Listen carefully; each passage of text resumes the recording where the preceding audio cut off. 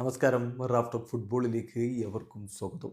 Manchester City Tottenham ഹോട്ട്സ്പറിനെ പരാജയപ്പെടുത്തിയിരിക്കുന്നു. ഏകപക്ഷീയമായ ഒരു ഗോളിൻ്റെ വിജയം അവർ നേടുമ്പോൾ വിജയ ഗോൾ ഏർലിംഗ് ഹാലൻഡിൻ്റെ വകയാണ്. ടോട്ടൻഹാമിൻ്റെ മൈതാനത്ത് വെച്ച് നടന്ന മത്സരത്തിൽ അവരുടെ മുന്നേറ്റങ്ങൾ നയിച്ചുകൊണ്ട് ടെല്ലും ജോൺസണും ഒഡബർട്ടുമൊക്കെ ഒരുമിച്ചാണ് ഇറങ്ങിയത്. മറുഭാഗത്ത് ഏർലിംഗ് ഹാലൻഡും ഡോക്കുവും ഒമർ മർമോഷും സാവിയോയും ഒക്കെ ചേർന്നുകൊണ്ട് മാഞ്ചസ്റ്റർ സിറ്റിയുടെ മുന്നേറ്റങ്ങൾ നയിച്ചു. കളിയുടെ 12ാമത്തെ മിനിറ്റിൽ ഏർലിംഗ് ഹാലൻഡിലൂടെ Manchester City ലീഡെടുത്തു.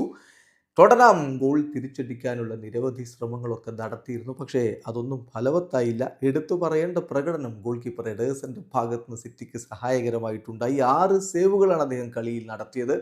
6 inside the box ഷോട്ടുകൾ അദ്ദേഹം സേവ് ചെയ്യുകയുണ്ടായി.